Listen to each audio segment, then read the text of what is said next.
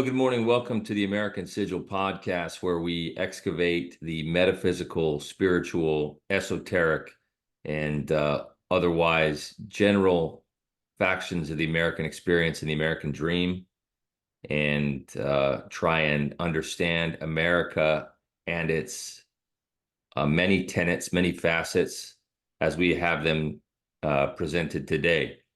My name is Jason Chambers. And I'm Walter Chambers. And this is our inaugural American Sigil podcast. Today is Father's Day, the 16th of June, and we'll be discussing many topics, probably branching off of this, I'd say, wouldn't you?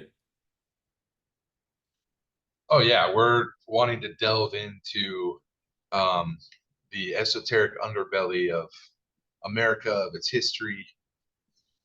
And yeah, today is a good day to start this on a Father's Day. Yeah, it is, isn't it? It will come as no surprise to our viewers and our listeners that we are family. Walter's my older brother. I've called him Jared most of my life, and he's 2 years my senior, and we come from a very I will say it's not common to say diverse if you're uh, uh, tall and white, but we have had a lot of different experiences, and we hope to impart those to the listener, in particular with the realm of spiritual life, alternative spiritual movements in America, and just the cross sections of all different types of thoughts.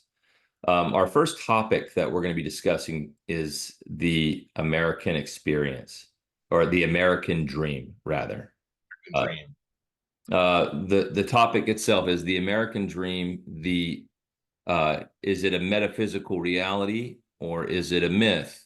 And what are the parts of the American dream as they are alive today? And can you maybe kind of walk me through, Walter, what the big issues are that we're looking to kind of unravel within this topic? Yeah, well, I think first of all, we need to kind of understand what we mean by American dream, what the American dream embodies, what it is that people think of when they talk about the American dream, and has the American dream succeeded? Has it failed? So let's go ahead and define American dream first. What does it mean to you when you hear that word, American dream? Yeah, it's the notion that one's work, there's materialism, there's individualism, there's the idea that each and every person has uh, um, a right to their own destiny. And hold on one second, bud.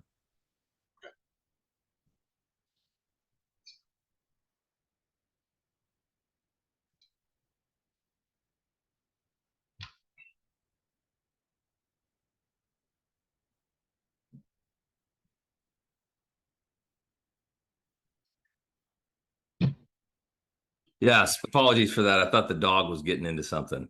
So Yeah. yeah, yeah, man, is it that, I was thinking about this last night as in our, hours of preparation that I spent for this moment. No, not that we have a concept that we pursue that must have been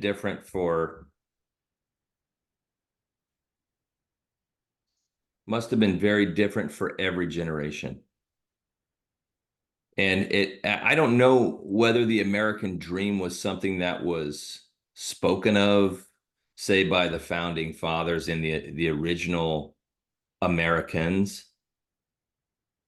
Because I imagine that, we have a lot of luxury today that enables us to kind of muse about it. Like we're sitting here on a virtual platform talking about it.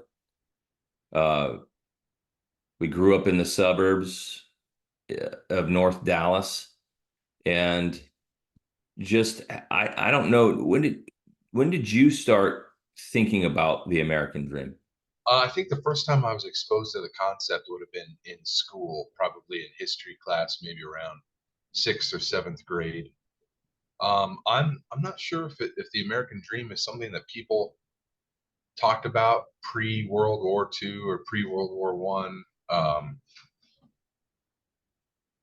But I would say what it embodies really is, I think it's directly connected to this American experiment that we find ourselves in, that started back in the 1700s or whatever when we declared independence. Um, you know, it's this idea of there's a lot of different things attached to it, like freedom, the freedom to pursue happiness, the freedom to pursue really whatever you want, freedom of speech, freedom of religion. And I think probably after World War II, the American dream became um, this idea that you can live in this country and pretty much follow whatever path you deem fit for your vision of yourself. Um, so I think the idea of the American dream, maybe that's something that more came into being in the 40s and 50s after World War II. Yeah, so the notion of yeah, that, and it's funny because of all this is not a discussion that I think, it might be interesting to hear somebody who doesn't have the American dream concept in their daily rhetoric. But I know for it feels as though it's like an entitlement or an endowment. I sense that there's something within our DNA that uniquely uh, evokes and invokes this entitlement. And entitlement often has like some really negative connotations to it, like, or I mean, we grew up thinking that, I almost had an expectation growing up that from what I saw and was exposed to, that it would be something that was if I did all of the things, that I too would have this ideal that I would be able to achieve success, prosperity, and through hard work and determination and initiative, um, achieve something. Yeah, and that's it. That's you really caught like the core we think of when we think of American dream. The idea that you have available to you the freedom, the resources, and like the context in which to, I think a huge part of the American dream is this idea of class mobility, being able to come from another country or start off dirt poor without anything and be able to achieve everything. I think that kind of that's one of the main key points in that American dream, and also that if you don't need to be a superstar, I think the American dream is also just being able to live a decent life with a good, um, a really good standard of living, being able to have a decent job that pays well, that has good benefits and retirement, being able to own your own property, is a huge part of it as well. Yeah, man. And you know, I think about a lot of different phases throughout this. The American experience is relatively short compared to history. It seems like as though we're in the zenith of something that has been moving for centuries inside humanity, that has expressed itself and what all of us folks are walking around on this stretch of land. I'm in Hawaii, you're in Arizona, and all the reaches of the United States of America. It seems like those without it also want to see the expression of it, or even those who don't have a status of citizenship or have a status of, um, that American uniqueness. Right? Like, is the American dream just for Americans, or is the American dream the standard Yeah. dream of the world? And I mean, America really is the first successful representative democracy that has freedom of speech, um, religion. It's really the first country coming out of the medieval era or the modern era that has all these sort of like tenets assigned to it. Like uh, Yeah. Yeah. So, is it a reality? But so the mythos of it comes from when we look back at the Renaissance and some of the Enlightenment era thinkers, and then the ideas that the founding fathers plug themselves that they inherited. I mean, a lot of times it's this notion of freedom of thought, that these ideas are sort of uniquely mine, and they're, I'm a free thinking person, and I'm choosing the destiny that I have in my life. There's also this thing that the founding fathers talked about called providence. And Washington had this, he had this innate, uh, he had this, I will say, I wouldn't call it this drive, but it was almost that entitlement or that endowment that said, hey, I've done my work as, I'm trying to get a commission in the British Army. I'm fighting in the French and American War, French and Indian War. And uh, um, I need to be able to get a commission, and then a commission is denied, right? He doesn't receive what he believes himself entitled to, and then he goes around surveying lots of land, and then the British Crown says, no, all that land that you were surveying that was kind of out in Ohio, you don't get that land anymore. And it seems like um,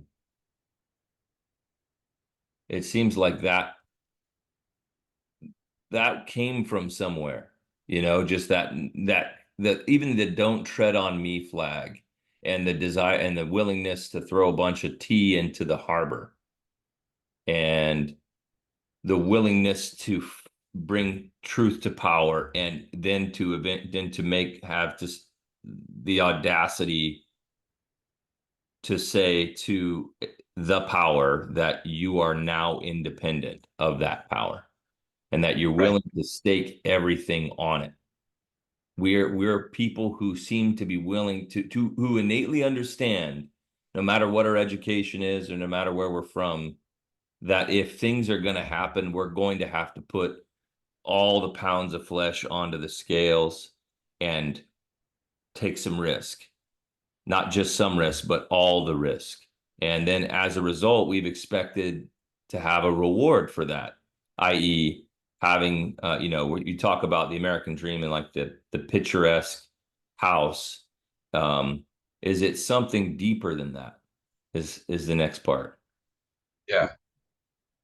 Is the American dream the yearning of our soul that has been with us as long as we've been human? Um, and the other idea that I was thinking about was, is the American dream at the expense of other fortunates in other countries? Is it eventually something that we want the whole world to participate in, or is it something that we've sort of used to be entitled and at the expense of less fortunate, poorer countries, like for example, China, you've got Chinese workers working in factories, um, long amounts of time, like 14 hours a day or whatever, making chips that we then use in our phones. And um, anyway, there's just the idea that the American dream might be something that is only available to Americans.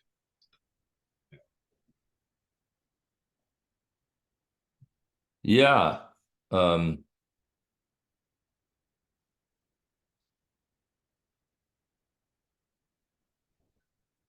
yeah. Do we really expect that the American dream is something?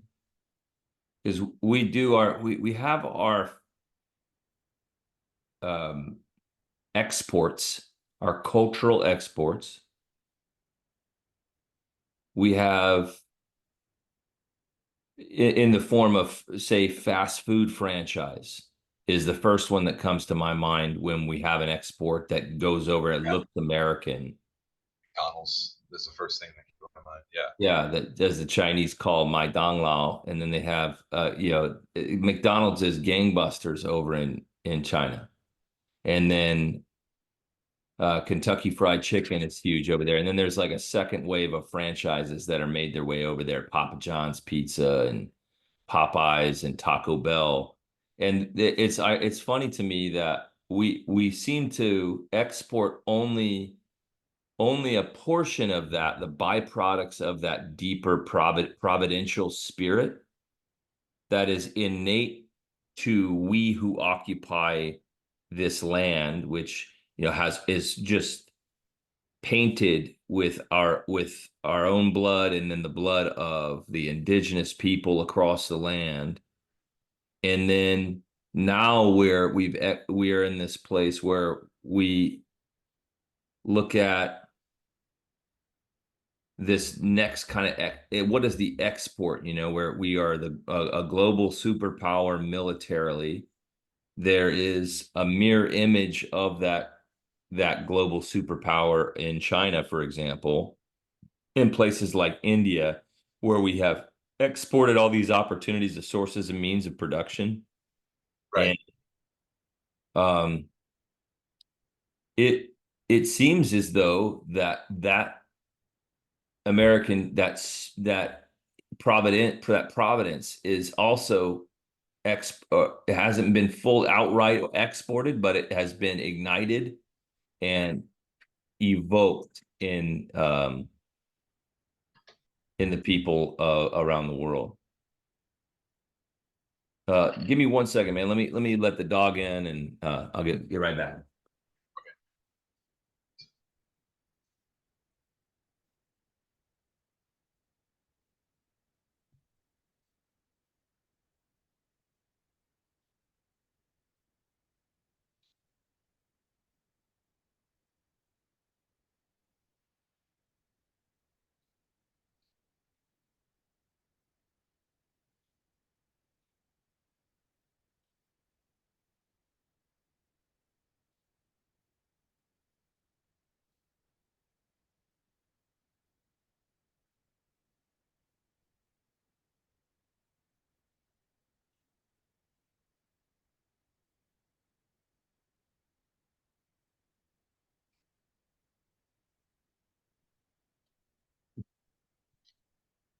That's a token of the American dream right there too, man, is having children and having a dog, you know. Yeah, having that. Yeah, Yeah. Yeah, and, it's funny. I've been in other places in the world in my military service where, I've noticed when I was in Iraq and northern Iraq, it didn't seem like any of the families around in Kurdistan had any desire at all to have a pet in their house, like a dog. That notion was, and that may just be like a cultural just divergence from um the world of Islam, and then like how certain animals are seen, what they're, Right. you know. Yeah. Some people would, cultures might look at a dog and say, we don't want that filthy thing living in our house with, you know, um, that's Yeah. something that you would see roaming around the neighborhood out in the street like a coyote. Yeah. And then there's some things too where it, yeah, laying down with a dog is one of those phrases. I think there's an axiom around what it means for a human being to be laying down with a dog. Like if you don't lay down with dogs, you get fleas or something like that, or hang out with dogs, you get fleas. But I Yeah. remember I had this conversation with this guy one time, and he he he's from the South, and he said something about, oh yeah, I was staying over at my in-laws' house and they wanted me, they were like, they've got this big dog and they didn't have anywhere to put the dog. And the dog tried to get up in bed with me and lay down in the bed with me. He's like, no, there's no way I ain't laying down with no dog, is what he said. Like it was this awful thing. I ain't laying down with no dog. I was like, huh.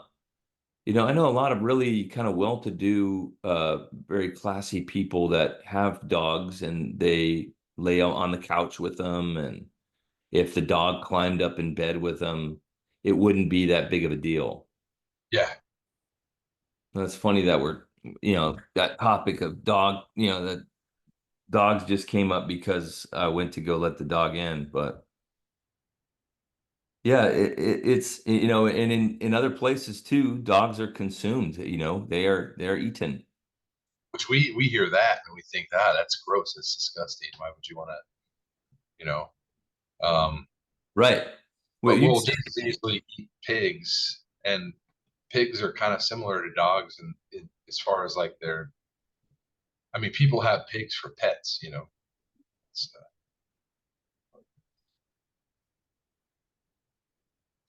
yeah, so I'm wondering if there's, as we go on a little tangent there about animals, I'm wondering if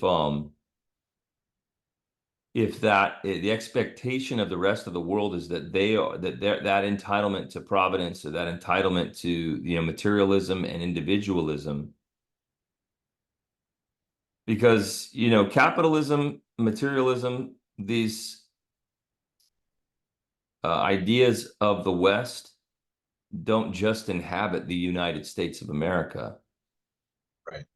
but there is an uniquely aggressive drive towards, or expectation for, certain things as a citizen of this republic. And even for those, if you're not a citizen of the republic, it seems like something that is many people are, that the entirety of humanity, once gazing upon it, can't they can't take their eyes off it. And it also Yeah. I see the American dream now in the 21st century. I see a lot of people possessed by, almost as if by some entity or demon,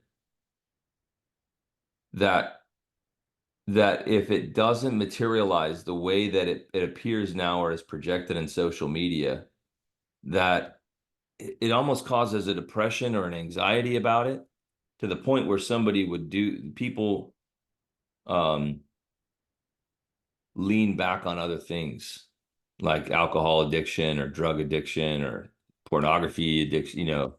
People are using all different means to sort of actualize a skewed view or a skewed experience of this American dream. And Right. So you're saying that, like, if the dream isn't realized in somebody's life, it kind of turns in on itself. right, Kind of could be. That's why we have such high rates of addiction. Um, are we actually living the American dream, or is it just something that is sort of understood that it's something that we all have a right to? but not everybody necessarily is living the American dream. You could look at it as being our standard of living, or but we also have really high rates of obesity and depression and suicide and violence. Right. So have we succeeded in the American dream, or is it going, is it going to need some kind of revision at some point, you know? And I think maybe the American dream is really the dream, the ultimately like the dream of humanity, of having a peaceful, enterprising individual existence with kind of like a equal representative government,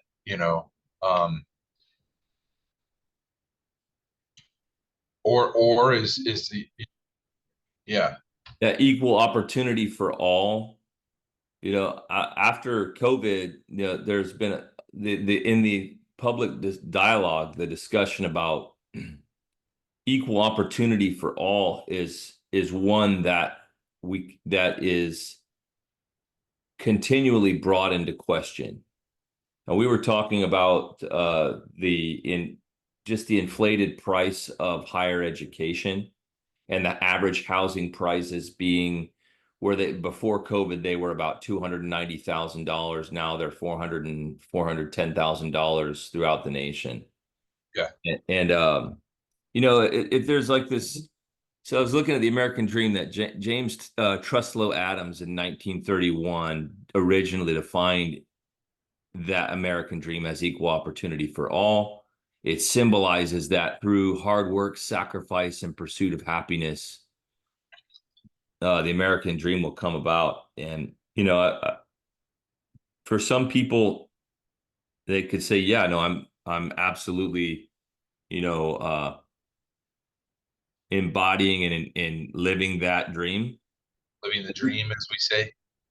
Yeah, you ever ask somebody how they're doing and they just say, "Yeah, no, living the dream," and The you dream. can.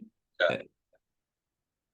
Yeah, I talked to a kid the other day, and he always, every time I greet him, it seems like he says, "Yeah, living the dream, living the dream," and I'm like, "Are you? What?" Like, and not maybe that's my own judgments on how that person is pursuing their own experience. I mean, we seem to have a pretty high metric for what even being a worthwhile human being is in the United States. I Right. mean, we've got millions of unemployed and homeless. And talking about that, it's not my intention to bring up any sort of like virtue signaling about it, but Right. it just it feels like there is gross inequity, and the Gen Z and millennials and Gen Zers and the incoming Gen Alphas are going to have a lot of thinking to do about this topic. Right. You know, and then also because of this is becoming a rapidly global world with the onset of not just all the means of media, like access to banking services and access to internet service, access to being, anything that you'd want to watch, you know, you can have access to it. But that is that an export? Is that the exporting of the American dream? Right. And another thing that came to me is the American dream a lie? Is it or is it, I mean, I think we understand, like we feel we've, kind of like resonate with the American dream, the idea of being able to be free, being able to pursue what you want in life, being able to have better opportunities for the future, for future generations, building wealth, individual wealth and property, those kinds of things. I think we can't look at that and say, oh, well, that's not something, that's a lie. That's something that, people, but I think it definitely has been co-opted, this idea of the American dream, to get people into situations where they're in a lot of debt, or they're just basically working for life, in pursuit of this dream that is may never become a reality for them. I think that that's definitely happened, you know.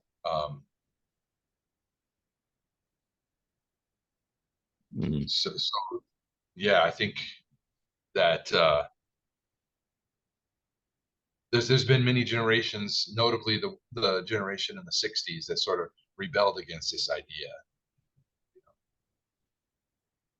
I mean, it definitely has its pros and cons.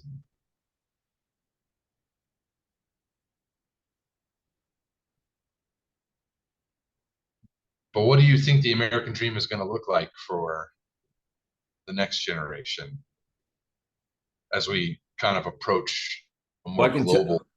I can, how our parents told us, well, they didn't tell us outright to say, we got the message that we would need to go to a 4-year college and get a degree. Right. And then that, military service, I inherited that military service. And, there's also the missionary service, part of the church missionary service, all that stuff, church missionary service, military service, and a 4-year degree. And then after a 4-year degree, when I have kind of moved through my professional life in the military, there's also these next rungs. There's a ladder that's mapped out in professional life, no matter what your profession is or what your community is. And there's more education, and then there's more service, more responsibilities, mostly because the system itself, it's, as it has been. Let me think this through. So these systems and ladders, right, that we kind of plug into,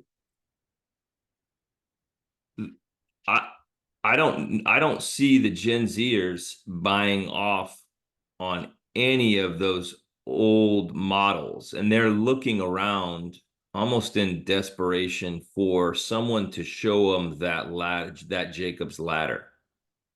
Right. Like,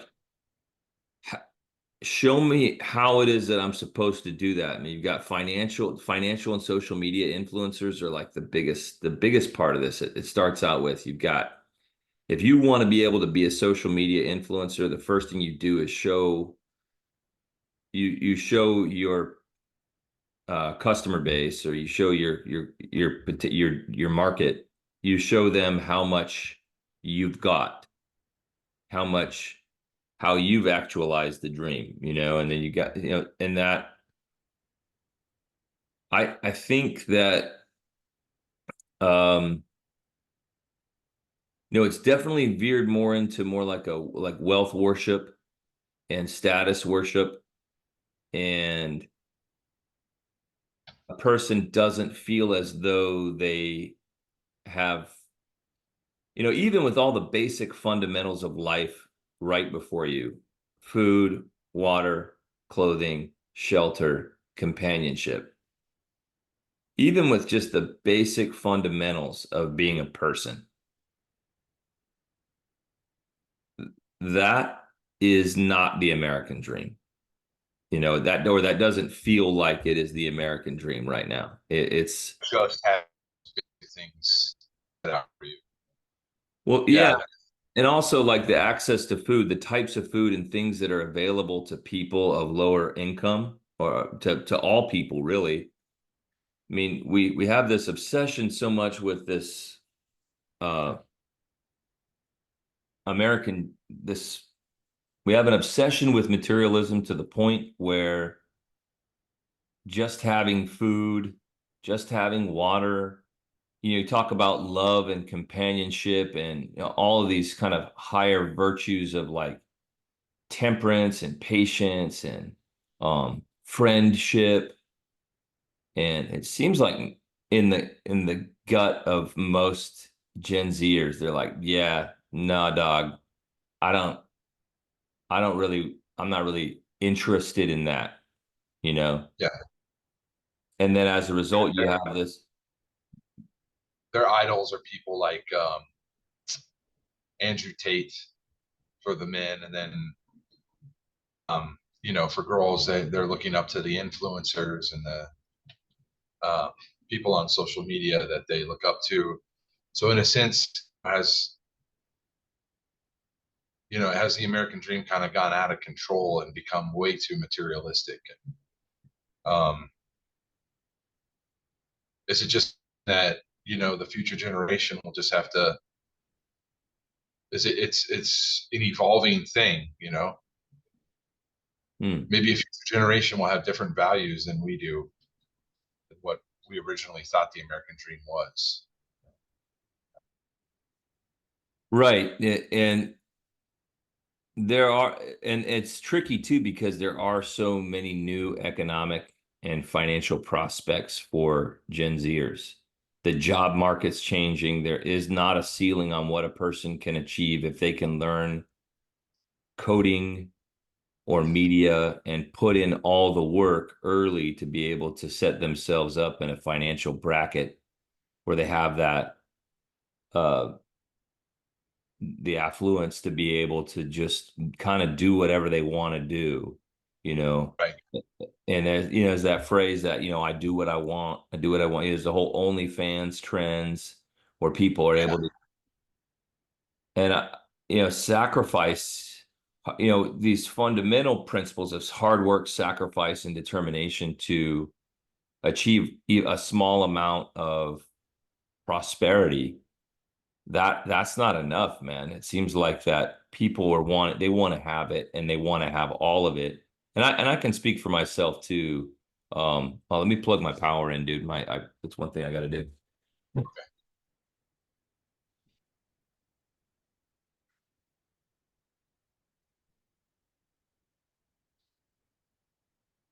Yeah, and it's not like,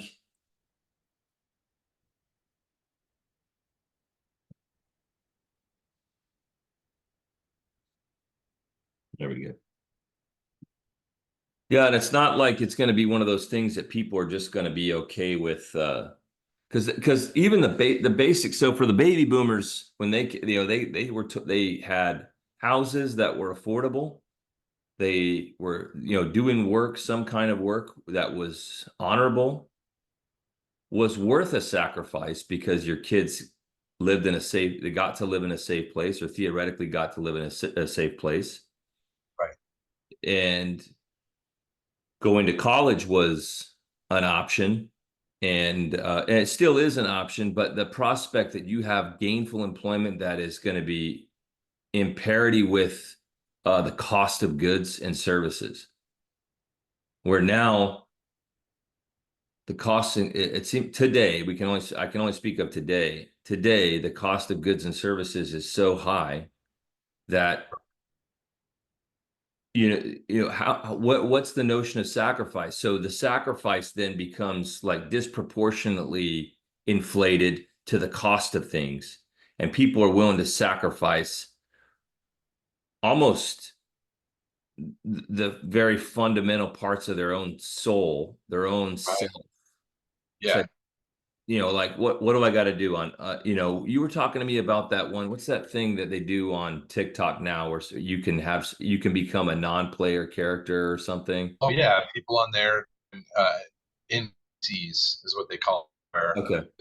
Yeah, which is, yeah, that's an interesting, enterprising. I mean, the biggest one, Pinky Doll, like I was telling you, she could make, you know, $10,000 in one day doing her thing on TikTok, because you know she has a worldwide audience. And so yeah, you've got outlets like that which are coming up. And you know, you were talking about sacrifice too, and first thing I was thinking was student loans. Like, you know, you have this idea in your head, or I think a part of the original American dream was going to college and getting a degree. um that doesn't necessarily seem to cut it in for people, you know, like who, you know, a lot of the younger generation are thinking like, well, what I'm gonna get a degree in English and have to be like $50,000 in debt. And you know, is college really preparing people for the actual workplace, you know? That's a whole nother topic that we can go on at another time. Just the idea of academics and academia sort of preparing somebody for life. But Well, why would you want to go to school and learn how to learn science and those fundamental kind of, you know, with the I forget liberal what- arts and sciences, yeah, it seems like, you know, I'm looking at this Pinky doll person that you're telling me about. Um, yeah, if it's a trip. I mean, go on there and just watch one of her recordings. They're usually about an hour long. And man, she's just sometimes she'll break character and tell her kids to calm down or whatever, but she's basically she's just working from home. I mean, sometimes she'll do that right in the middle of her exchange, but basically people will give her gifts and there's different types of gifts, and based on the gift she'll do certain things. So the idea is that she's like a robot, you know. Hmm. Yeah. So I don't yeah, I don't know if it's something that's just like a passing trend, or I suspect not though. I suspect more the internet is enabling people like this to sort of flesh out their own individual path okay, aside of traditional means of what we think of as the American dream, you know? okay, okay. So like a reckoning with the reality that, hey, these old modes of thinking are probably not going to ever come back. Like the dream itself is pure and good and true, but perhaps the means by which we're traditionally pursuing that, maybe that's failed us, you know? Right. And so you know, yeah, it seems like the discussion is trying to get the Gen Zers back on, I don't know, it seems like the old people that are still in government, Yeah, yeah. you know, are trying to get things back. And I just don't think that any of it's coming back. And I think that it's going to be completely restored. Like it's almost like we've got a 1955. You remember that dude used to have that Chevy 1955 Chevy Nova in Richardson, and he restored that Nova. He made it look like it was the original. He had all original stuff in there. Yeah. It was almost like we are, you know, which is kind of at the heart of what we're trying to do here with this enterprise is, you know, excavate these what I call excavating the gold mines of Americana. You know, excavate, and there's a metaphysical and there's a spiritual life to everybody that has that, you know, has this experience. And there's a bunch of caverns that we're going into, and it's like we're, you know, that's why like these shows like the American Picker Show is a really popular one. And then people are fascinated by vintage items that they actually, you know, none of these vintage items that I collect or that I was looking across, you know, the comic books I've purchased over the years or all the baseball cards. I was telling Elizabeth last night, I was like, hey, you know, uh, no matter what, this comic book right here is not going to depreciate in value. And it was like a Ghostbusters, you know, original Ghostbusters 1986 comic book. You know, Yeah. it's valued at like you could buy it for $10. But I was like, you know, isn't that interesting that that one piece that I'm holding on to this thing that was printed, you know, over 30 years ago now, over 40 years ago now, almost 40 years ago. And I'm not going to sell that thing. I'm probably going to hold it for another 20. 20 years. Yeah. Why Yeah. not?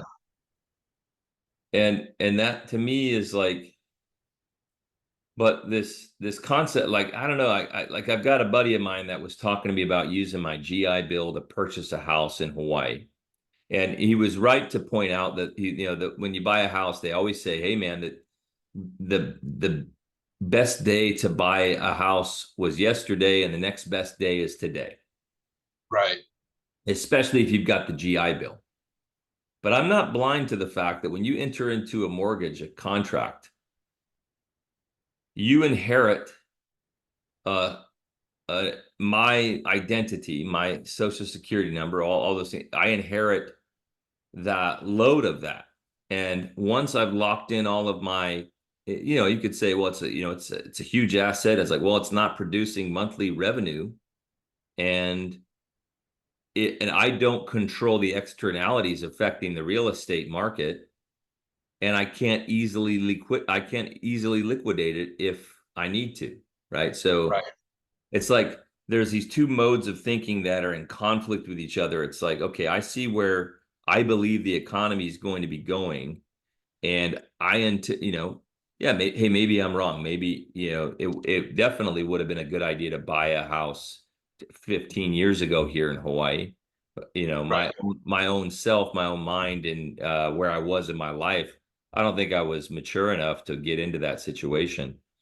But, you know, um, Well, I mean, in 2000, I was thinking in 2008, when a lot of people from our generation, being, coming from Gen X and Gen X and Gen Y, I guess, and the millennials, that in 2008, you had people that grew up in our generation thinking about owning a home.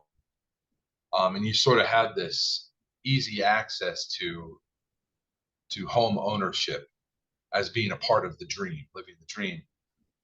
But you also had so many people that weren't necessarily qualified to handle that risk, that ended up in there because they wanted that dream. And then we crashed the whole economy. It was devastating, you know, people losing their retirement, people losing investments, so it's almost like we became a little too eager to kind of participate in this idea of ownership of property right, at all costs, we were willing to at all sacrifice, costs. yeah, at the cost of sanity, at the cost of family life, at the cost of stability.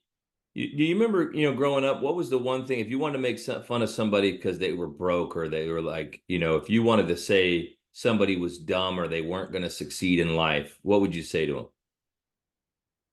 Oh, Or if you wanted to insult them, oh, you're probably going to be working at, oh yeah, you'll be flipping burgers at McDonald's for the rest of your life, or yeah. And I look at that now and I'm like, yeah, well, if I had just, I've said this before in conversations we had, so what? Like, where, right, where we're at now, this McDonald's stakeholder, the person that's in those restaurants making food and doing service for the community, right? Now you could say like, oh, that's not service to the community. That's corporate monolith coming into community, buying real estate, and then selling crud food to the people.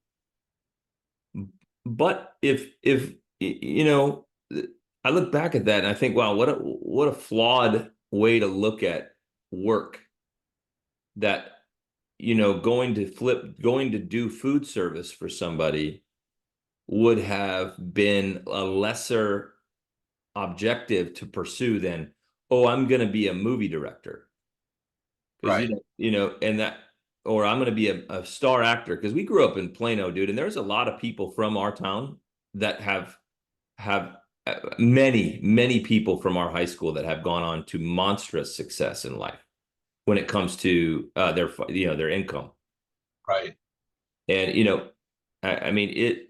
I'm of the opinion that yeah, that is pretty much the not the main metric, the money. However, if there's many paths to that, and I think that people try to rock that $30,000 a year millionaire lifestyle, and I remember seeing that before I joined the service in 2007, and looking around and saying, no, there's something flawed and not sustainable about what I'm seeing here. Right. Even, And yeah, yeah, that's the key there, sustainability. And there's definitely been some pushback. We were talking about how the American dream is kind of morphed into this thing where you have people on OnlyFans and influencers and TikTok influencers, and got this pushback from these main sort of right-wing organizations like Turning USA, and sort of this push for this almost like um, what's the word, like this push for this return to the kind of extreme right-wing kind of pushback against the materialism. Is that pushback because do you think that there's some jealousy there, like um Well, I is think yeah, yeah. Well, I'll tell you, man, I think envy, we talk about the virtues of the American, sacrifice, hard work, temperance, patience, all these values. But beneath that, we are a people who, in my view, are just drenched in envy. I think you can't be in this thing we're talking about right, and not know envy in and out. right. And I mean, that's kind of the basis of wanting more. Why would you want more if, if there wasn't something more to achieve? Um, I mean, the envy in and of itself, the greed and the envy is that's what drives it, really. That's the force of capitalism, competition, um, you know, just that you see your neighbor and they have whatever, they have a new car and you want one too, or you see somebody who started a business and they're successful, so that gives you inspiration. So I mean, in a sense, that in part of this, it's, but in the end, I mean, do we want to live our lives chasing something, or is there something more fundamental that we're losing sight of? You know, What is that? If we're losing sight of it, hey man, I like the talk of it, but I'm also a person that's got kids to feed, and I'm a person who has financial goals. Now I want to generate wealth. What am I missing then if I'm not going to be, one of my favorite people that we've talked about before is Mitch Horowitz, and how he as a Western esotericist, he talks very candidly about how he fundamentally rejects non-attachment as um as an ethos, like that Eastern concept. We have a lot of people that maybe they are not willing to just accept where life is, it has them right now, and maybe that might be working at a McDonald's, right? And right, so they reject it. Instead of that, they say, "Oh no, I'm a yoga teacher. I'm going to teach yoga. I'm not into the material stuff." But yet there's still this kind of flirtation with, you know, um, luxury culture in cities like, I've been at, Carmel, San Clemente, this kind of flirtation and desire to be around wealth. Everyone wants to be around wealth, it seems right, like. And it seems as though there's a fundamental misunderstanding about where wealth is generated. And I think you and I are of the mind that it's begins in the wellspring of the human soul, in a person's mind, in their heart. It starts with an appreciation, acceptance for, and an awareness of one's own value first. You'll never make as much money as you think you can make. And if I like my time per hour, like I will never be able to ask for an amount of money from a client or employer that I don't already perceive myself to be worth. And so it seems like there's this disconnect, and as a result, people kind of have gone over to these Eastern models, and it's ever since the 60s. You've got guys like Alan Watts and yeah. I Who else? LSD gurus like Timothy Leary and who's that? Ram Dass. He's Ram another one. Dass, where he Yeah, just, yeah, he checked out and he grew a beard. And I think that, you know,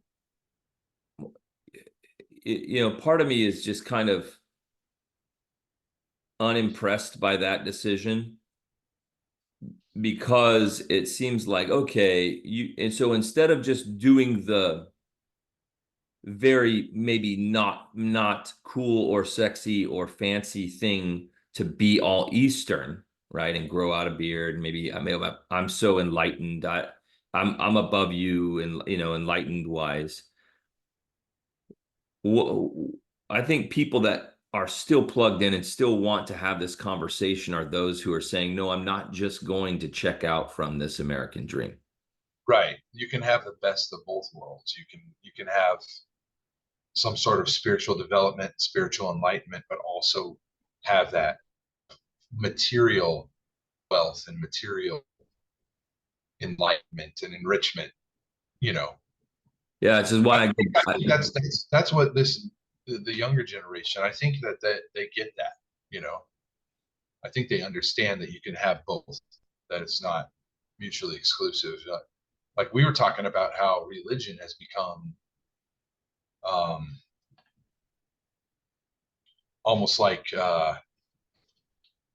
there's just like a rich, spiritual marketplace right now, you know, because of the internet, because of access to, other points of view.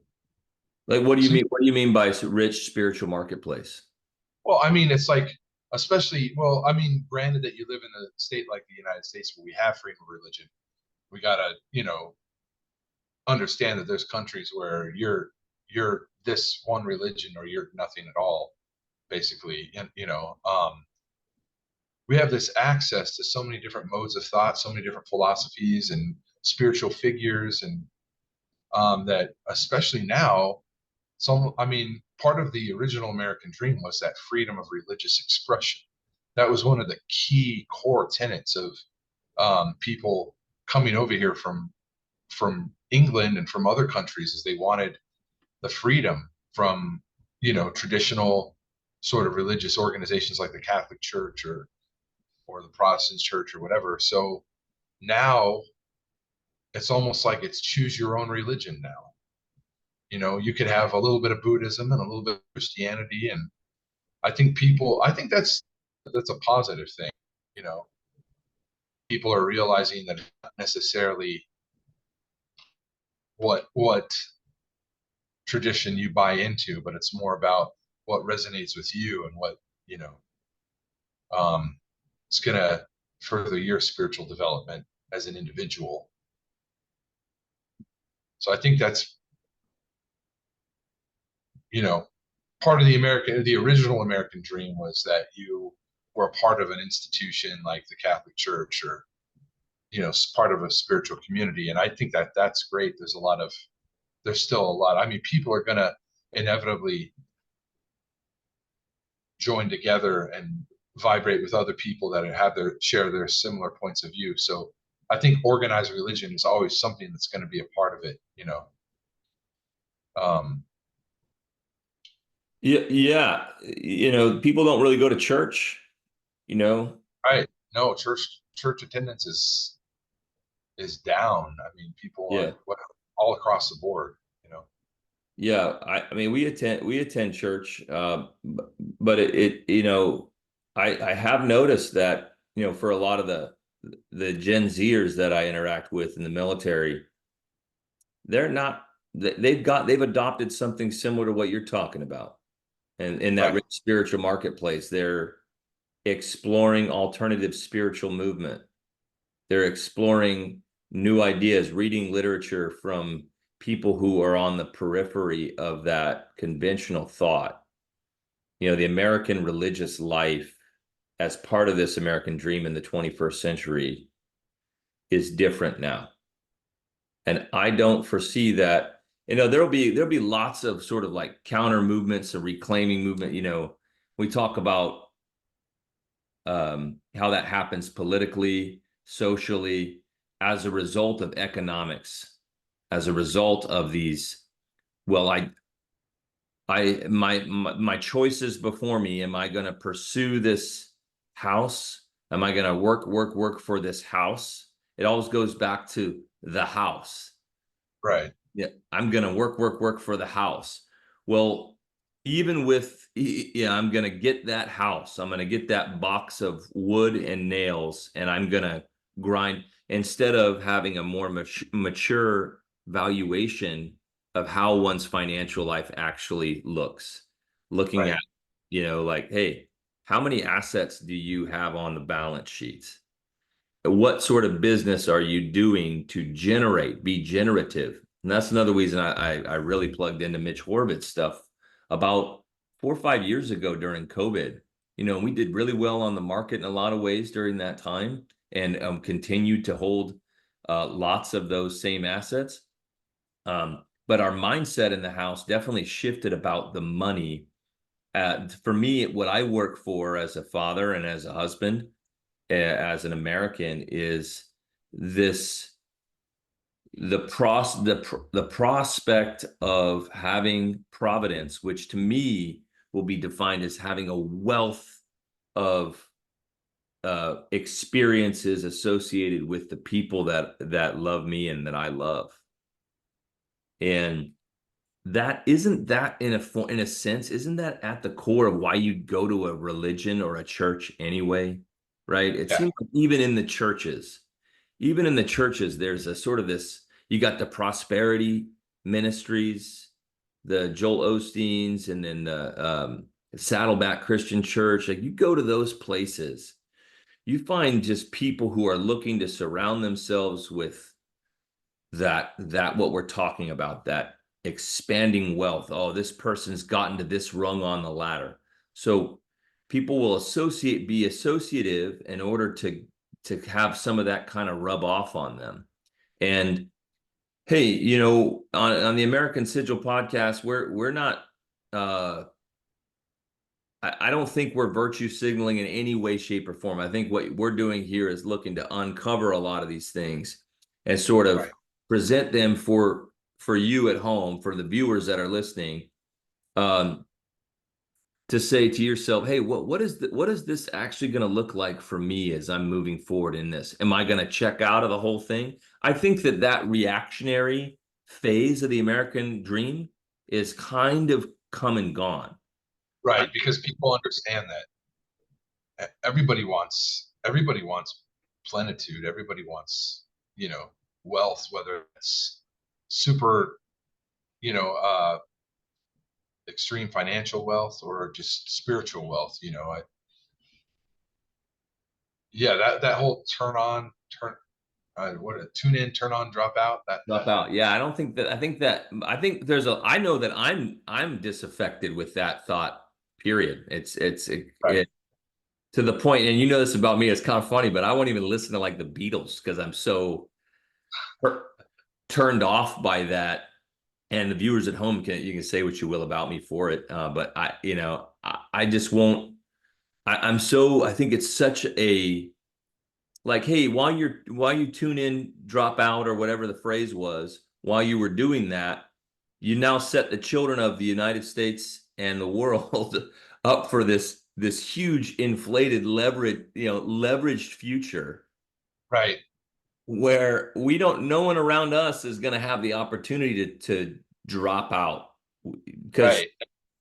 Yeah. that alternative is not a viable, sustainable solution when you've got your fellow countrymen and women on the streets of all ethnicities, of all religious backgrounds, of all sexual orientations, out there trying to figure it out.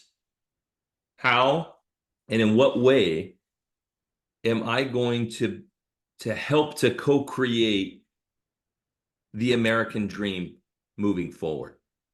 Yeah, that you mentioned the Beatles. There's a story of George Harrison. Back in that day, San Francisco was the mecca for all things hippie and progressive, and all these different new ideas were coming into the mainstream through the beatniks like Buddhism, and San Francisco kind of embodied that. So the Beatles were sort of peripherally a part of that whole movement.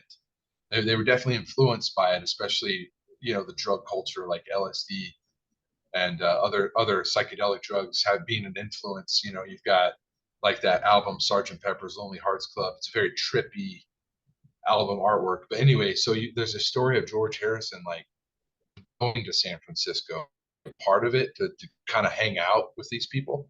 And I guess when he got there, he was like, "Oh my gosh, what is this? Like, there's all these homeless kids that are smelly and like, just like shitting in parks and it's crowded and yeah, people are like singing, you know, um, singing and chanting and dancing in the street and whatever. But I guess there was a darker side to that, that there's also a story of George Harrison looking at LSD under a microscope and looking at it and being like, why am I putting this into my head? Like what am I doing? So there's kind of, yeah, that other side to it. Yeah, no, that thanks for sharing that one, man. That is like that kind of I guess scratches at a hunch that I've had about that phase in American history for a while, which is, at what, the actions, the thoughts, words, and actions that we put into our day-to-day life and what it is that we're doing, like with our company here, American Sigil, as we go through this, what offerings are we bringing to the public? And if I put something like that in my own mind, if I'm whatever I'm doing to myself, it's like an input output relationship. And again, we're not on this. If you want to do what you want to do, we're not here on this podcast to say what you should or should not do. We're not here to should on anybody. And I don't think you and I are like that as people. We don't should on people. However, there is a need to step back and look at the long-term ramifications for our children. So the question we keep posing, I think Scott Galloway in his work right now keeps asking the question, hey, do we love our children? Because we're in a place now where there is not, even though we tout, we have this window dress version of DEI and we talk about equity now in a way that says, okay, yeah, no, we're equitable. Yeah, no, every company in America is like, oh yeah, we're all about LGBTQ. We're all about it. Oh, we're all about DEI. Well, only as a reflection of governance and policy. It's like, okay, if you have to preach really loud about what you represent, then you probably actually don't represent it that well to begin with. You haven't Right. actually thought these things through intuitively over time. If you have to talk about, um, how not racist you are, you probably there's probably some stuff lingering in there. If you have to talk about, oh, I'm not a homophobe, oh, I'm not this or I'm not that, it probably is a part of the narrative through which you operate in the world. And so Yes. if somebody were to say like, oh no, I'm not jealous of you and your success. I don't hate on anybody, man. It's like, well, maybe I am, and maybe there's some envy that lives and breathes in every person that plugs into this in any way, shape, or form, right? And that's why we began the discussion talking about is the American dream myth or is it metaphysical reality or is it a myth? Does it belong to us or does it belong to others? What's in the beneath it? What are the corollaries to it? Because and then that point you mentioned about, it was George Harrison who went to Yeah. San Francisco during that time, and he saw kids just basically not even really with no purpose or fundamental access to living, which Right. like a place to go to the restroom. That's a basic necessity. And I Yeah. think in the name of this, we can call it greed, or in the name of this worship of this wealth deity that we have in America, right? We um, we offer, we're giving offerings to each other in the public, things that are not going to be sustainable. It is not sustainable for me to go and buy a Bang energy drink. Nothing against you guys at Bang, but I love your product. But it's you ever had a Yeah. yeah. Oh yeah. Yeah. Bang is the first time when it came out, I had one every day. You know, it tastes good, it's low calorie, and it has as much caffeine as you can get in a product. I mean, and there's something else in there too. It's like creatine that Yeah, yeah, there's creatine amino kind of acids. right. Yeah, they That sell was it. kind of a game changer. Bang was now. I mean, because before, yeah, we were digressing, but before Bang, what was it? Red Bull, sugar-free Red Bull, Monster, Rockstar. Bang was kind of that next level of, but yeah, sustainability wise, I don't think drinking one of those every day for the rest of your life is Right. authentic. Yeah. So I guess that's what I'm getting at is that the offerings that we're making each other in the public, if we're seeing ourselves as part of, if I see myself unable, checking out is not an option, today. And that's, it's one of the things that emerges from me is that, yes, there are times where I can feel one way or the other about this experience as we're going through it together. Right. Right. But, I don't get to check out on you, and I don't get to check out on my neighbors, and I don't get to check out on my kids and on my wife and on even the church community. I don't care what church community it is. If people are going there to experience the divine or to tap into what is innate to the human soul, I'm all for it, man. It if it's some fiefdom of ego or personality that's designed to extrapolate um, resources from people and then just kind of leave, act as though you didn't do that. That seems like what a lot of the institutions and why a lot of young people are disaffected today with these institutions. And there needs to be a meet in the middle where we can't as a country throw out the baby with the bathwater, as they say. We have, there's something beautiful and sustainable within all of it. And I think as we kind of dive a little further into it, for the viewers at home, this is something on America. We look forward to discussing more of this next week. We're going to be going in through uh, kind of some more layers of the American dream, what it looked like in the 19th century, the 20th century, and what it looks like now. We'll be talking about AI. We'll be talking about blockchain, Web3, NFTs. We'll be talking about Jared. You want to chime in on that as kind of a final plug as we wrap it up today? Yeah, yeah, we've got some great stuff coming up. We want to explore not just the American dream, but dreams in general. What are some of the yeah, what does the past look like, and what does the future look like, and what dreams can we in the future? And I think that AI is very exciting. It's definitely going to influence what we think of as as the dream moving on. So that'll be something to explore. Yep, we'll be talking about, yeah, and then there, just some different notions that'll come up, as we talk about manifest destiny, uh, the metaphysical expansion of that. We'll go into folklore, legends, uh, that which lies in what is classified as the occult or the esoteric. We're not shying away from those topics because, as we said, that the whole purpose of the podcast is to kind of uncover some of those the symbolism, the sacred symbols, the notion, what was behind, what kind of thinking was behind, like, say, positive mind metaphysics, or, um, Right. these religious movements, like, all the stuff that came out Like of the. Go ahead. yeah, I was going to say, like, the New Thought movement was born right here in America, and it directly comes out of the American dream. You know about that idea. All the New Age movements. You had transcendentalism early on. That would be a topic that we could definitely get into. Ralph Waldo Emerson, Henry David Thoreau, those kinds of things. Yep. So we're going to be getting into all that stuff as we go forward on the American Sigil podcast. We appreciate you joining us today. Make sure you like and subscribe. Look forward to more weekly content coming from us as we go through all of these topics on the American Sigil podcast.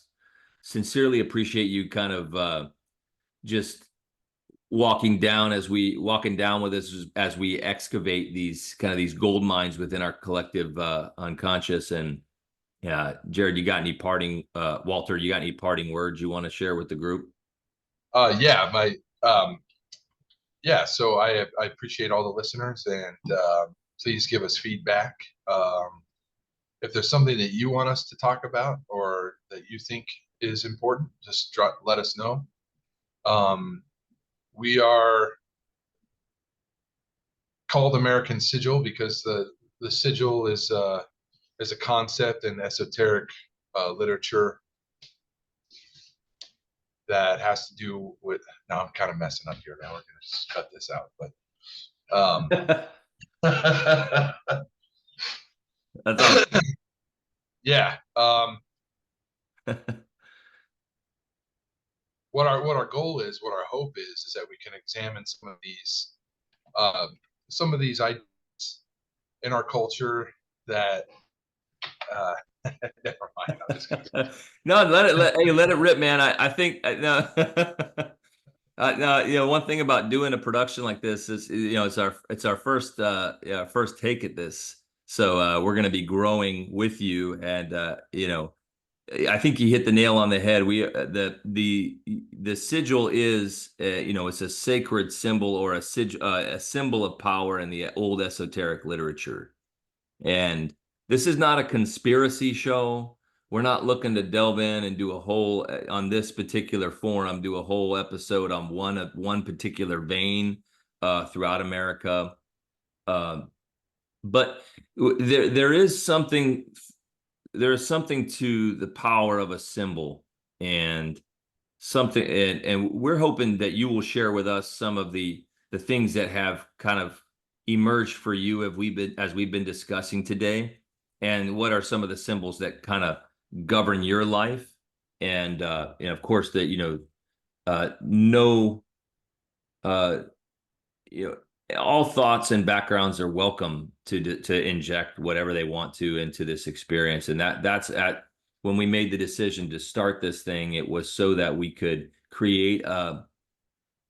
co-create with our fellow citizens, fellow humans, an experience that was going to be value added for the most amount of people that we possibly could reach. So we hope that you have enjoyed the experience with this.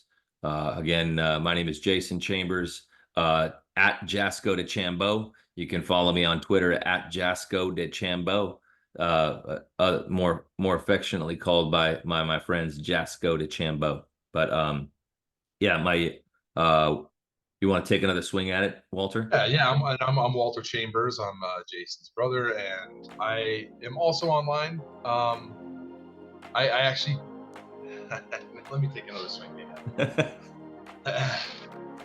Well, hey, you'll be able to reach us we are developing out all the social media lanes to this, but for now you can find us right here on YouTube. And next week, look forward to another installment on the American Sigil podcast, excavating the metaphysical gold mines of Americana to understand the 21st century today. Yeah, and I'm Walter Chambers, and it's great to have you with us. Some of our future topics might include things like folklore and legends, manifest destiny and metaphysical expansion, transcendentalism, the occult in American literature, New Age movements, all the things that have come out of this great American experiment that we are still figuring out and moving forward on. Cool. So we're excited to have you with us on this journey. All right. Thanks, everybody, for tuning in. We'll see you next week on the American Sigil podcast.